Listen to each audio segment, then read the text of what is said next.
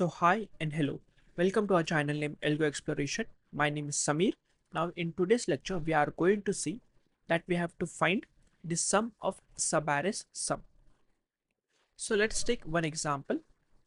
So here we will have an array which contains 1, 7, 3, 2, 5, 4. Okay. Now this lecture actually needs a prerequisite of previous two lecture, this and this. Okay, so I recommend you to watch these two videos and then come. Now first of all we have to find the subarrays of this array, so it will be this. After that we have to find the sum of each and every subarrays for this, for this, for this, and so on. So it will be 1, 8, 11, 13, 18, 22, then we will have 7, 10, 12, 17, then it will be 21. Here we will have 3, 5, 10, 14, 2, 7, 11, 5, 9, and then 4. After that we have to find the sum of these elements, okay. So if you try to find the sum of this element, it will be 210. So at last we have to return this value. Okay, so this is what the question is asking for. Now let's see that how we can solve this question. But before that, let me tell you that we have started a series on DSA problem. If you know the fundamentals of DSA but getting stuck while solving the DSA problem, this series will be helpful for you. If you're preparing for placement and interviews, you can visit to this playlist. The link is in the description box. Thank you. Now let's come back to our problem. So as I said earlier, we always have to start with the brute force approach, also called as approach 1. Now if you have watched my previous two lectures, I have showed you that how to find all the subarrays using 3 for loops, right? So we will be having 3 for loops here. For the variable name will be start, it will be running from 0 and it will be gone till n. Then we will have another for loop which will have end and it will start from start value and it will go till n.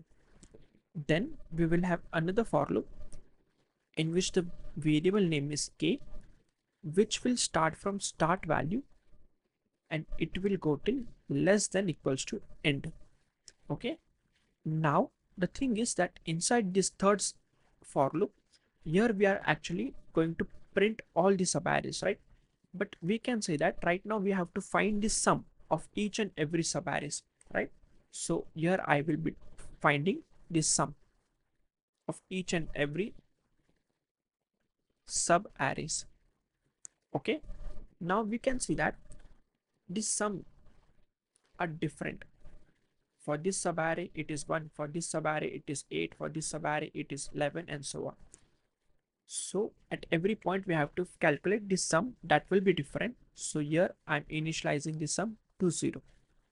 Okay, so till this point we will be having each and every subarrays, but at last we have to calculate the sum of subarray sum, right? So I will be doing result plus equals to sum. That's it. So using this pseudocode, we will able to find the sum of every subarray's sum. Okay, now initially the value of result will be 0. Okay, now let's see that what will be the time complexity of this pseudocode. Here we can see that there are 3 for loops, right? And each of them are running approximately to n time. So it will be order of n cube. And what about its space complexity? Since we didn't take any extra space, so it will be order of 1. Okay, so we can see that the time complexity is huge, right? So we have to optimize this. Let's say whether we can able to optimize this time complexity to order of n square. Okay, approach 2. Now if I want to optimize the time complexity from n cube to n square, we already have seen that this can be achieved with the help of prefix sum array, right? So what we will be doing, first of all, we will be generating all the subarrays. This will be our first step. The next step will be, after generating, we will be finding the sum. Okay, all this sum, and one by one, we will be storing this sum in the result array. Okay, so inside this result array we will be having 1, 8, 11, 13, 18 and so on. Okay, after getting this result array, we will be running one simple for loop to calculate the sum of each and every these values. Okay, so at last we will be having the sum as 210. Okay, so in this 3 easy step we will be able to find our answer. Let's see that how we can achieve this. I hope you know that how to find the prefix sum. If you don't know, I again recommend you to watch my previous 2 lectures. Now, first of all, let's create the prefix sum. So int, the size of the prefix sum will be n.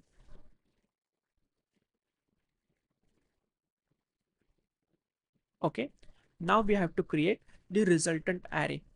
Okay, resultant array. Now the question is that what will be the size of this resultant array, right? The size of this resultant array will be number of subarrays, because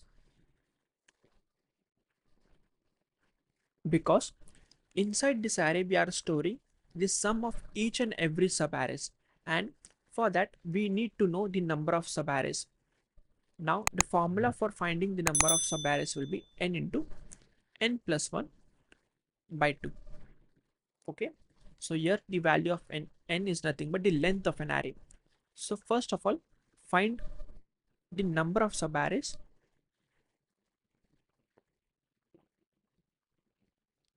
which will be n into n plus 1 whole divided by 2. Okay, then create the resultant array, new int, and here we will be putting number of subarray. Till this point, 2 arrays have been created, prefix sum and the resultant. Now let's try to implement the prefix sum. So pf of 0 will be a of 0. Now let's run one for loop in which my value of I will be running from 1 and it will be going till n. Okay, now pf of I is equals to pf of I minus 1 plus a of I. Now till this the prefix sum array has been implemented successfully. Now our next step will be to calculate all the subarrays. So we will be running again for loops. So the variable name will be start and it will be going till n. Then we will have another for loop in which we will be having end, that will be running from start value and it will be going till n.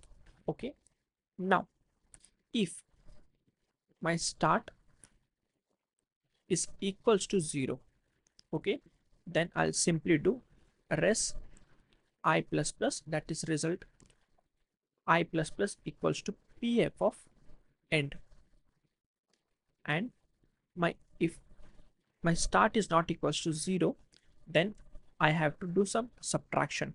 So res of I plus plus is equals to pf of end minus pf of start minus 1.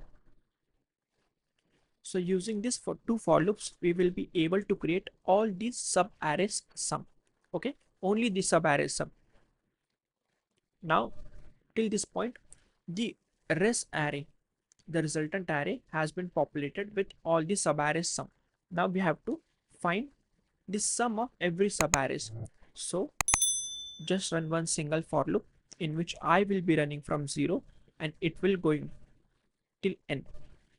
So sum plus equals to res of I. That's it. Now simply return sum. That's it. Okay, I hope you got this. If you don't, I'll recommend you to please dry run this code by yourself. Then you will get the clear idea that what is happening here. Now let's talk about the time complexity. Here we will have a for loop which runs for n time. Here also we will have a one for loop which runs for n time. But here we have two for loops, right? Nested for loops. So it will be n square.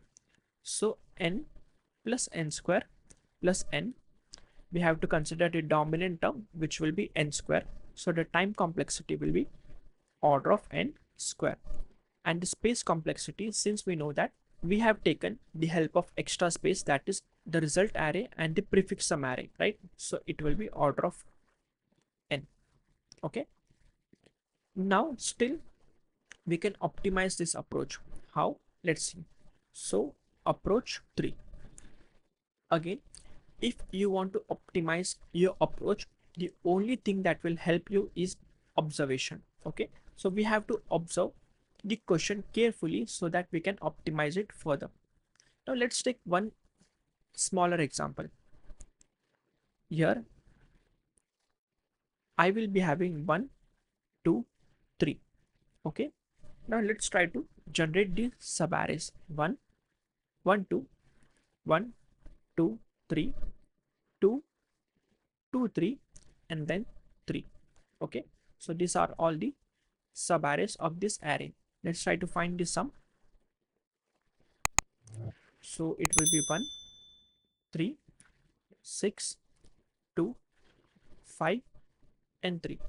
Now if we calculate all the sum, it will be 20. If we sum up all these values, it will be 20, right?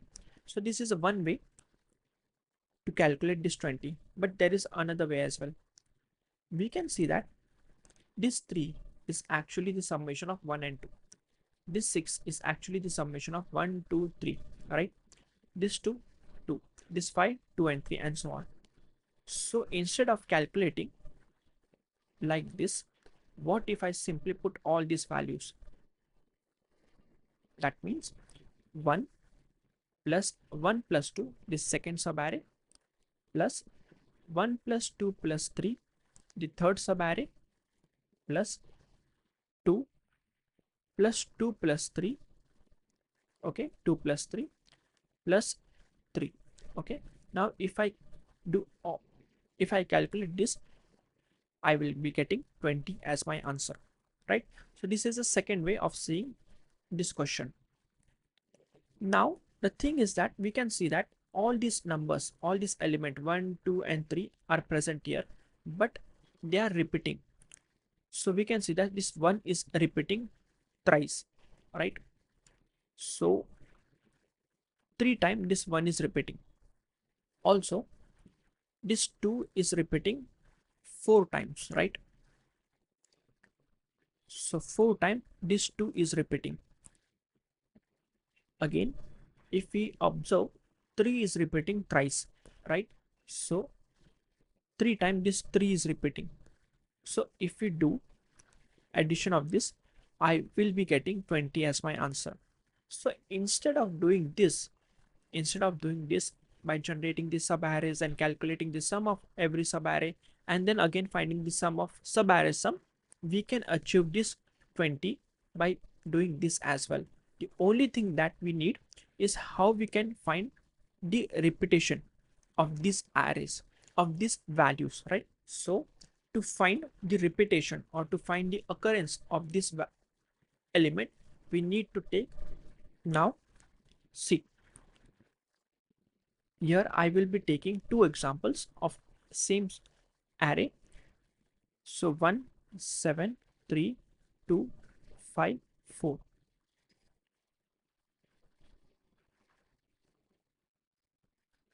1 7 3 2 5 4.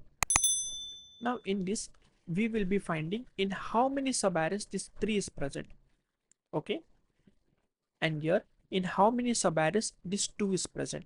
Okay, now in this subarray the 3 will be coming. In this subarray the 3 will be present. In this as well as in this, right?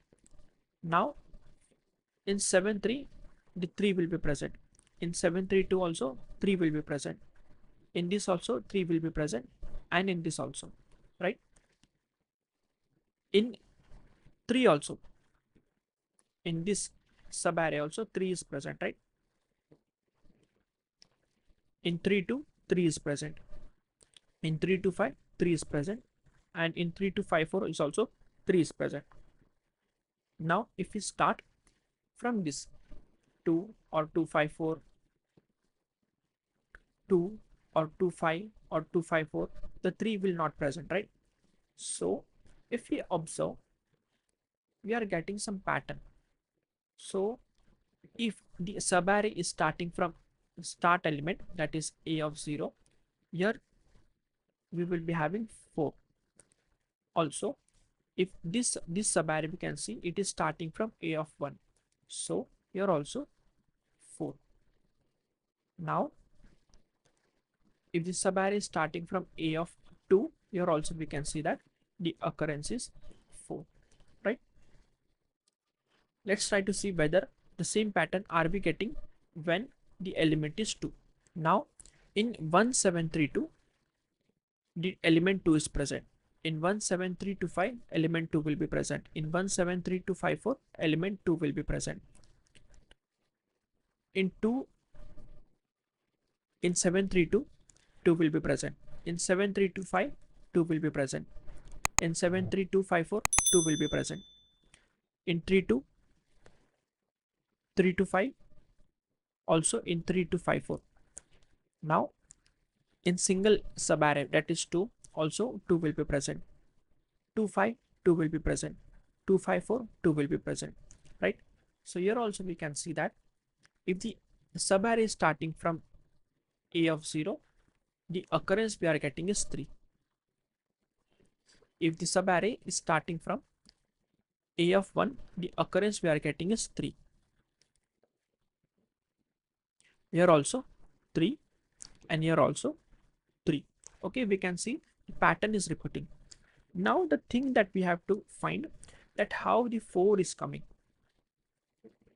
First one. Second one, we have to find the occurrence of 4. Similarly, here also we have to find that how the 3 is coming, and how, and the second is that we have to find the occurrence of 3. Okay, so these two things we have to find out. Let me give the indices 0 1 2 3 4 5.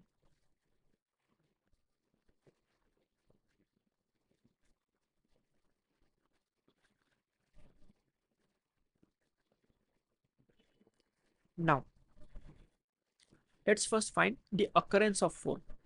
Okay, that how the occurrence of 4 we can see that is 3. Here also the occurrence of 3 is 4.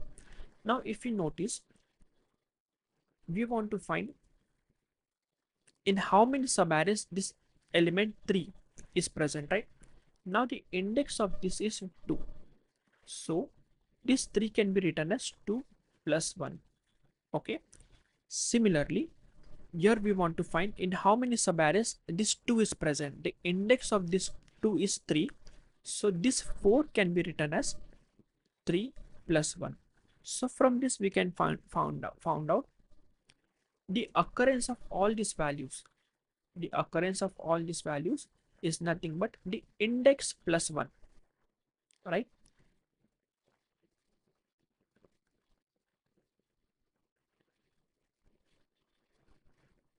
Okay, now the next step is we have to find that how the 4 is coming. Okay, now if you notice, since we want to find for this index, from this index to last the length is 4.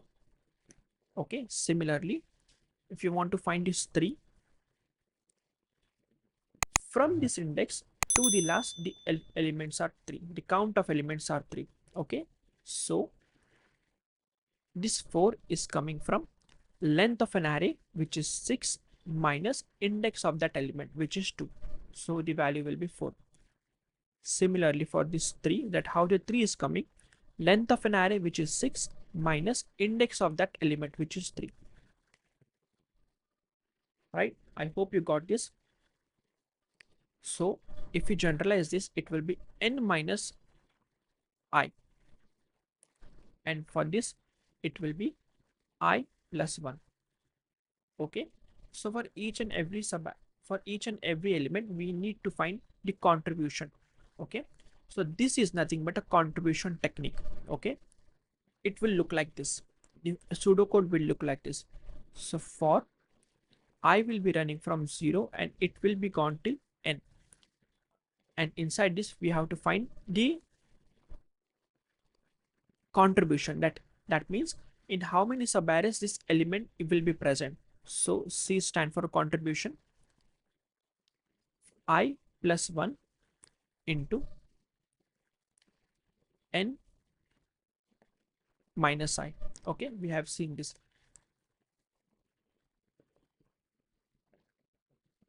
Okay, now sum will be sum plus A of I into C. That's it.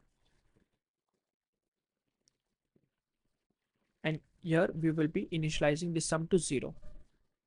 So this is the pseudocode to find sum of every subarray sum. The time complexity will be order of n because it is a single for loop, and the space complexity will be order of 1. Okay, let's try to dry run this code on a smaller array.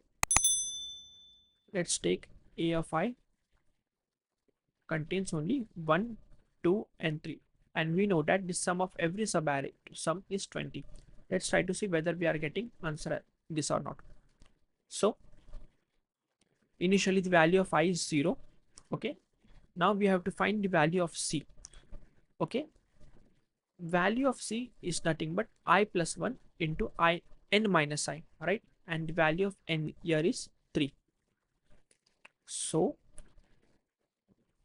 0 plus 1 into 3 minus 0. So this will give us 1 into 3, that will be 3.